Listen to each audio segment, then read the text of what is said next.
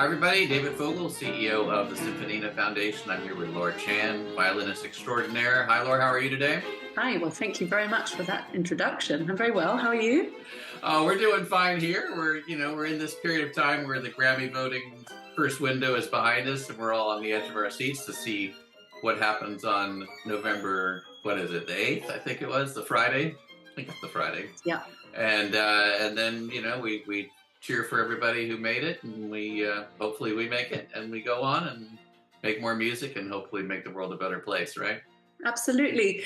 I was really I thought it was really heartwarming to see the community aspect of this recording academy. This is my first year joining as a voting member.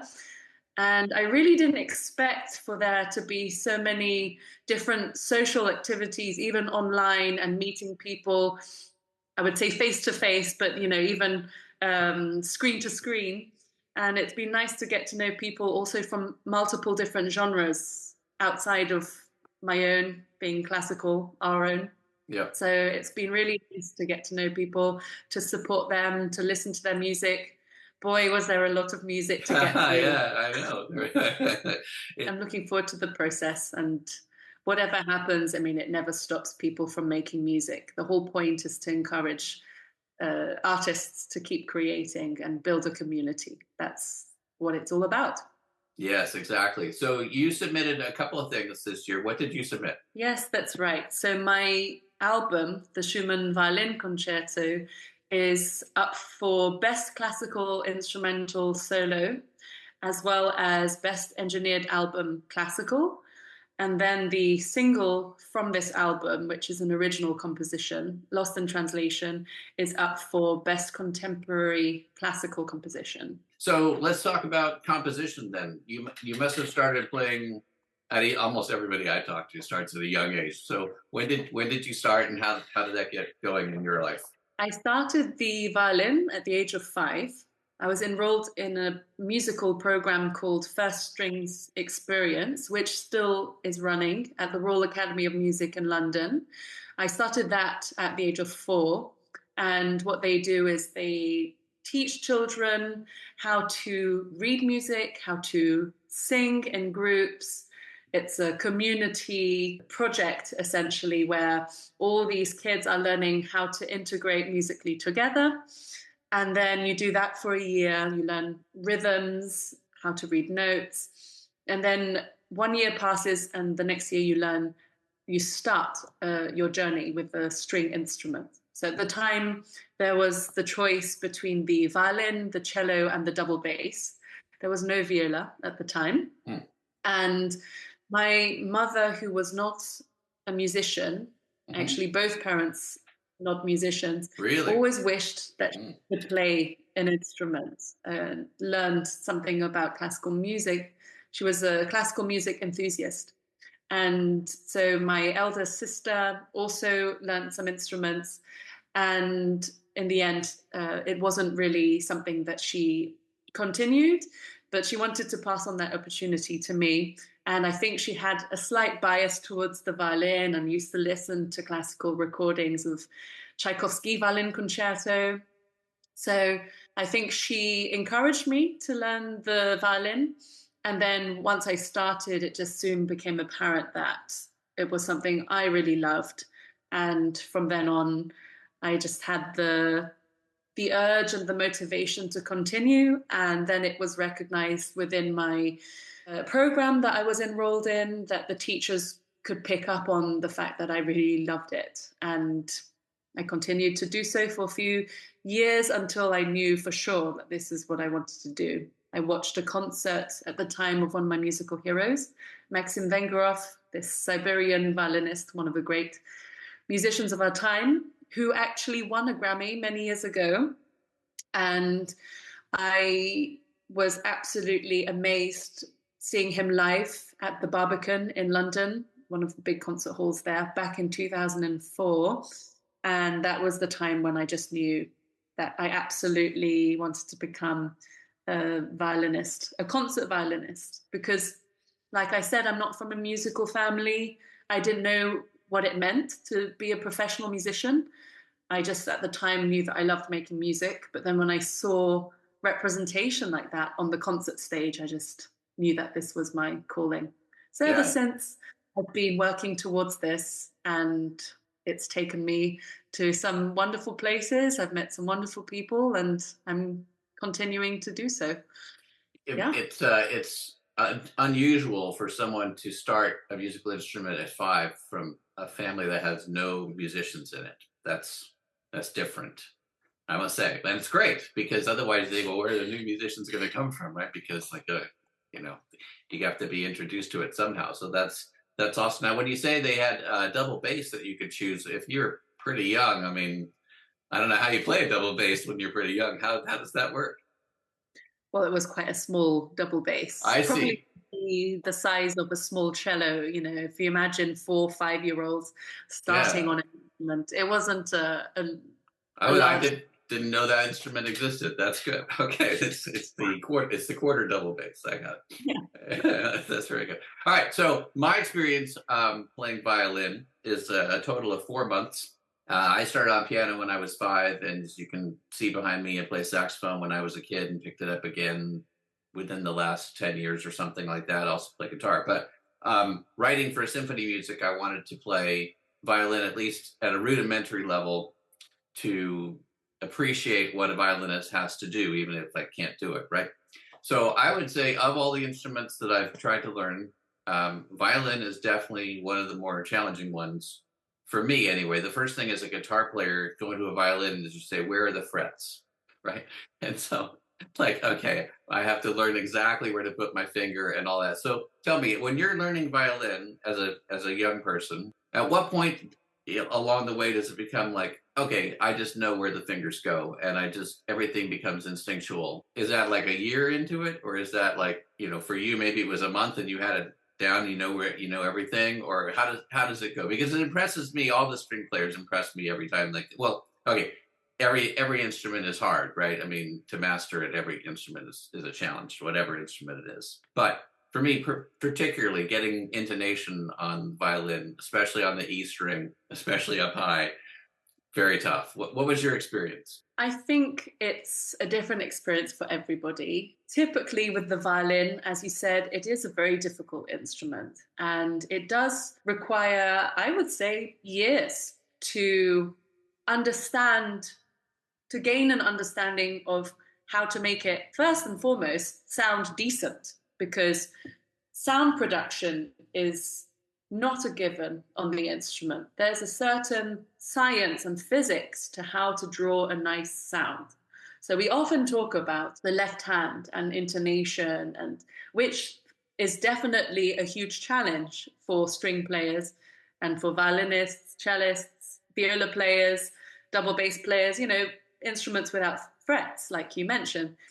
But there's also the right hand and the bowing technique, but also just drawing a nice sound from the instrument. At first, if you hand a violin to a child, their first instinct will be to grab the bow and to sort of squeak into the instrument and press down.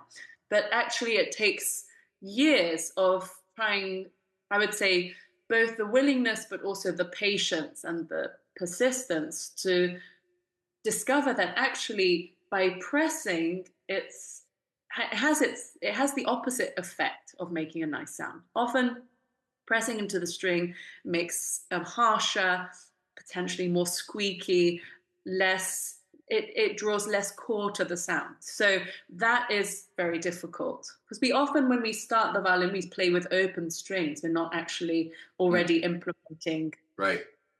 our left hand too much. But then, of course, learning intonation, and then later on, when we want to start singing with the instrument and incorporating vibrato, and of course, then there's shifting. All these things take time.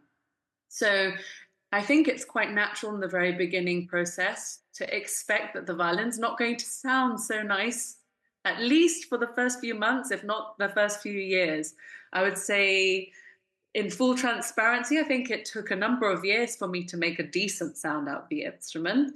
And also, my parents not being pushy parents, not being musicians, They just encouraged me, and I was very lucky to be surrounded by experienced teachers. At the Royal Academy of Music, I was already immersed in that environment very, very young. So I was also encouraged by people around me who were acting as a great example and showing me how these things could sound like.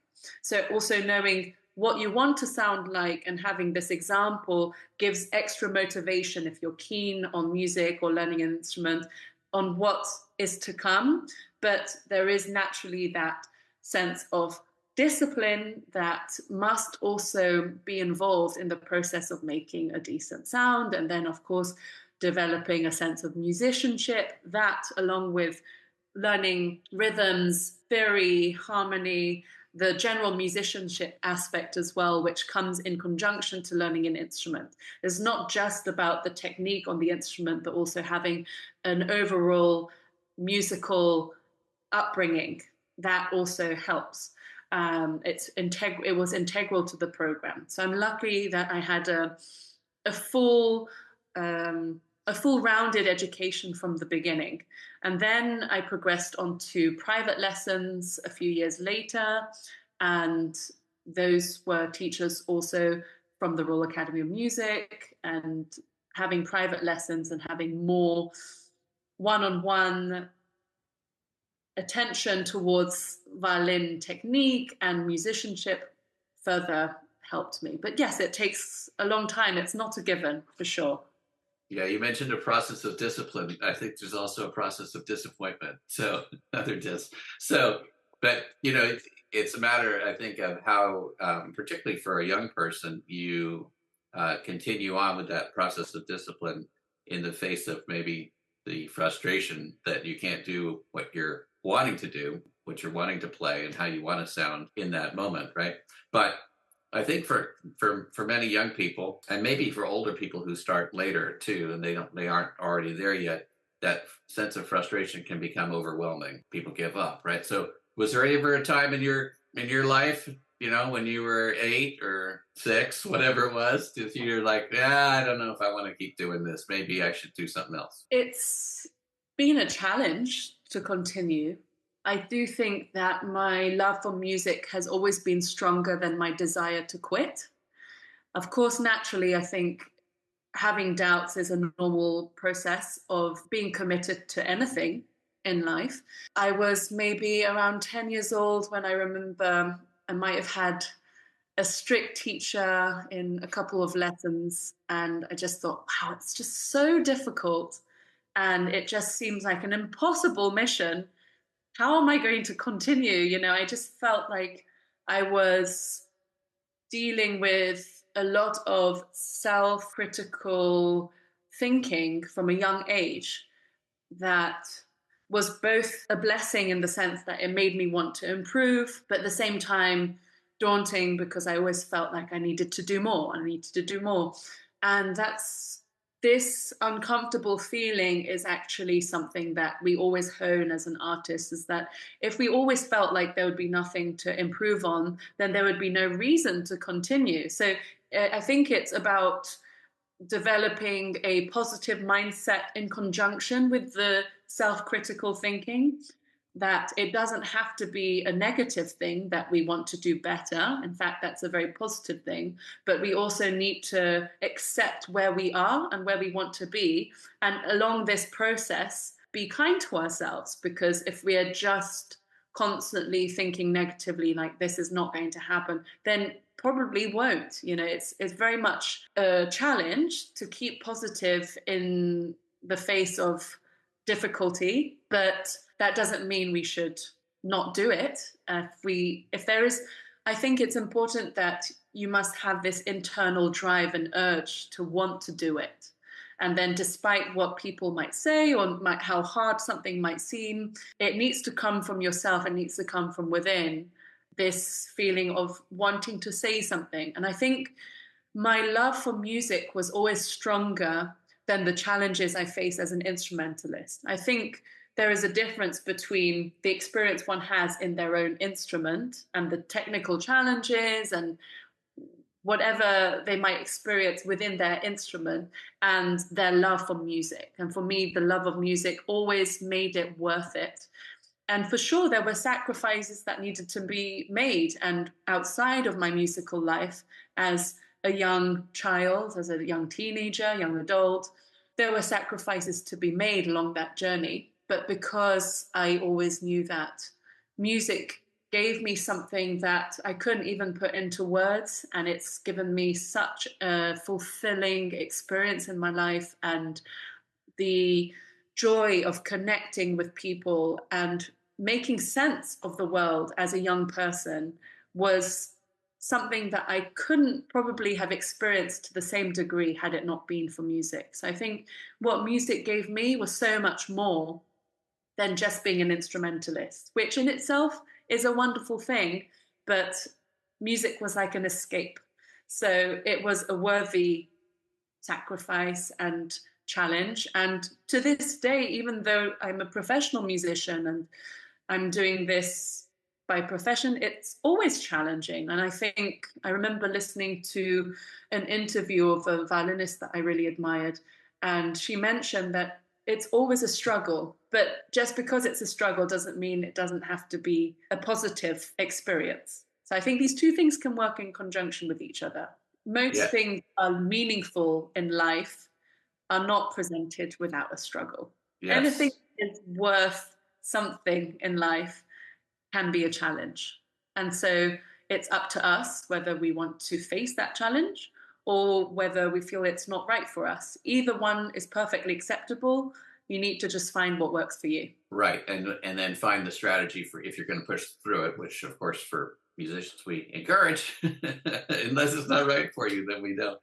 But if it is right for you, we encourage you to find the way to push through it. And whether that's internal and or, your surroundings, people that are with you to encourage you, whether that's your parents, your friends, other musicians, whatever it might be, right? So having a good support network, I think, is important too, right? Absolutely. It's, I would say, not only important, but crucial.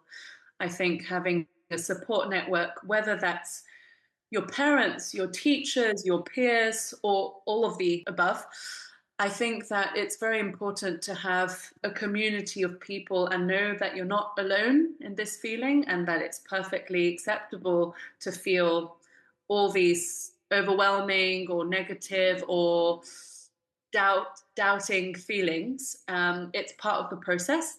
But alongside that, there's so many wonderful things that can be experienced through being a musician. I mean, I'm so fortunate that through music, it's taken me to so many different parts of the world.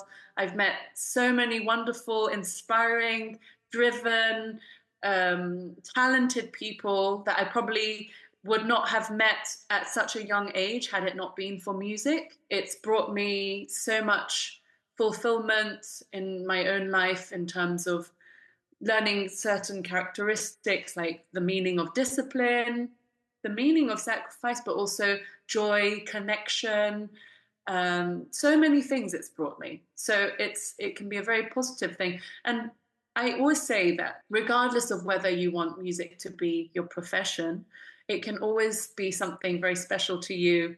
You can still be a musician and not be a professional. I think that actually I was just in New York and I was at an event where everyone was trained in music, but not everyone was professionally a musician anymore. Some people had trained very seriously, but they decided to take a different path.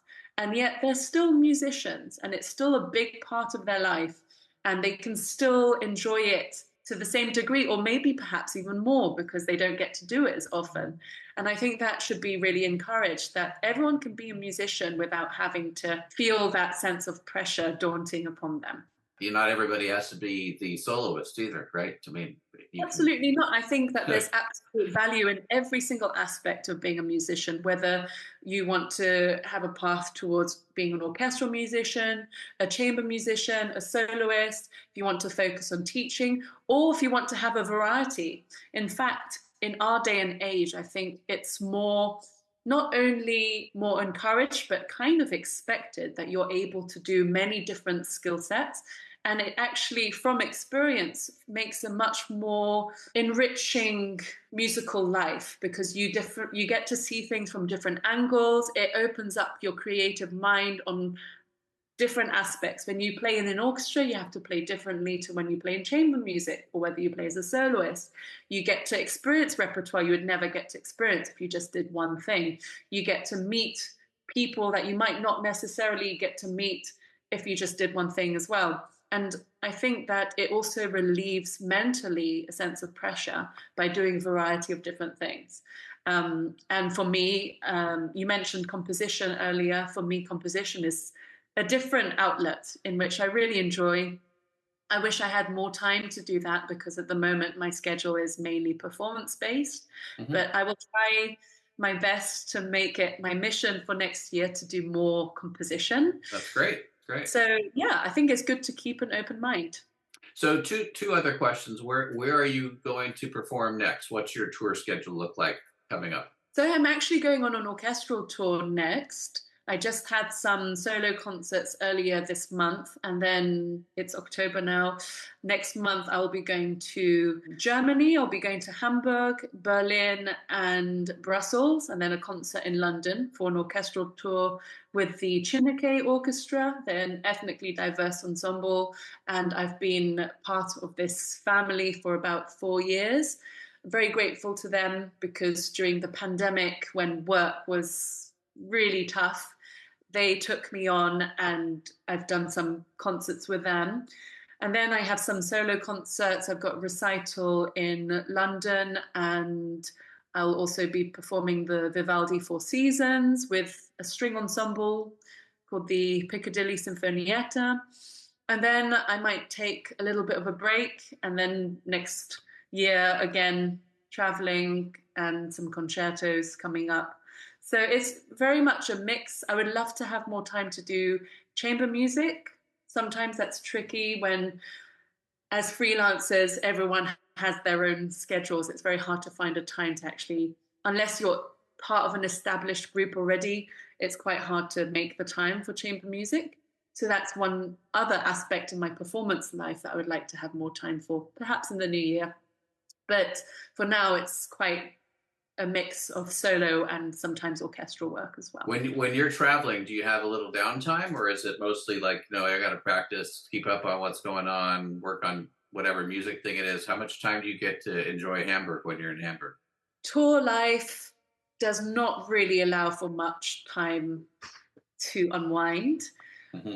You might get pockets of time. If you're lucky, you might have a few hours in the afternoon, Hmm. before or after rehearsal, the morning or afternoon, depending on your schedule. Hmm. I think if you have a day to visit a place, that's a real luxury. I think for this tour, as it's a very concentrated one, only 5 days of traveling, I don't think we will have much time to explore. Okay. But I have been on tours where you have a little bit of time in between. We'll see. I mean, I always like to try and fit a cultural excursion if I can, or at least go for a nice walk and go to a nice coffee shop if time allows.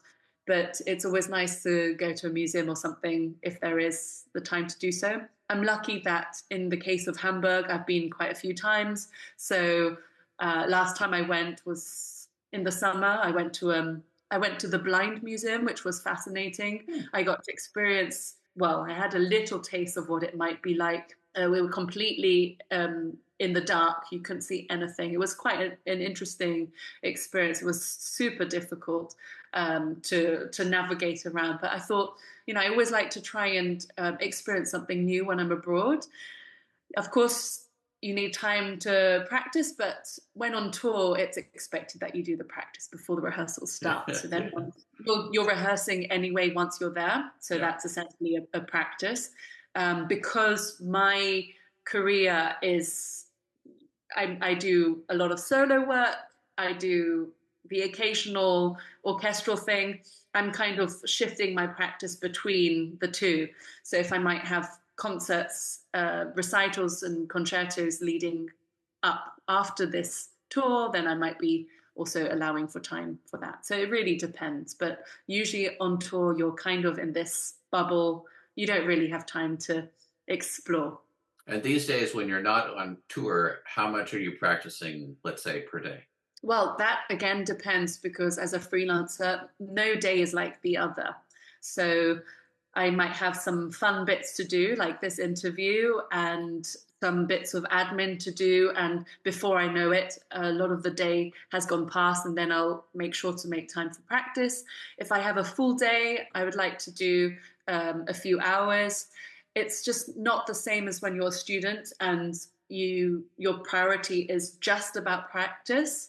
Of course, that is a luxury for performers to be able to have an abundant amount of time to practice. But the reality is that there are many other aspects to a career that are not related to actually being on the instrument. Our real job is to practice, but there are so many things that require our attention. And I'm an independent artist, so actually I'm not currently under management. I work sometimes with managers, but I'm not currently fully represented by a manager. So there is that added layer of having to organize things. And so also when you're, for instance, recording an album, there are a million and one things, as I'm sure you have experienced. Yes. A million and one things to deal with, and you're essentially juggling 5-6 different jobs at any given point. So there are these factors to consider. Now, if I have a full day, then I would love to do a few hours. Also factor in a healthy physio regime as well, because practicing several hours at my age is not the same as when I was a kid or a teenager. There is that athletic aspect of being an instrumentalist as well that needs to be considered. And, you know, having gone in and out of performance injuries, I consider that I need to implement good amount of breaks as well in between practice sessions. So I think I wouldn't practice more than maximum an hour at a time. Sometimes I might go over that, but if I'm being mindful about my practice, I should practice an hour and then take a break, another hour, take a break. And so if I have the time, I'd love to structure in this way. There's probably another 2 hours of material that we could cover, Laure, actually, from just that, right? But we're gonna let you go and get to when you're recording. Are you recording it in a professional studio, or are you recording at home? What's your setup? The last album that I recorded, which is up for consideration for the Grammys, was recorded at Abbey Road. I was very lucky to be able to record there. Wonderful. And the previous recording, that's my second album, the Schumann Violin Concerto, but the previous recording was recorded also in a professional studio up in Wembley in London. So far I've recorded in professional studios. There was one piece from my first album that was recorded in a church, which I love as well. Love the live acoustics that you get, because sometimes in a recording studio, the sound is a little dry, but it becomes easier for engineers to work with. Absolutely. It's an absolute dream of mine at some point to record from home, perhaps in this very room. I love the idea of recording from home. And in fact, I'm a big fan of some album projects that have done so. I think it's very unusual as a classical artist to record from home in terms of releasing a professional album, but I would love to do that at some point. That has been on my mind. I always have several creative projects that I would love to bring to fruition at some point. It's just a matter of the time and the logistics, but one day maybe that might be something in the works. I like the idea. Hopefully one day soon. We'll talk about that when we have another time. All right. If people want to get in touch with you, Laure, what's the best way to do that? So I'm on the socials, Instagram, Facebook, Twitter, X, or TikTok at Laure Chan Violin. And if you want to get in touch via my website, it's laurechan.com. Okay, so that's LaureChan. Yes. .com. Yeah. Laure, thank you so much. Appreciate it. Good luck with everything. You got a lot going on. I hope it's all going just great for you. Thank you so much. Thank you for having me.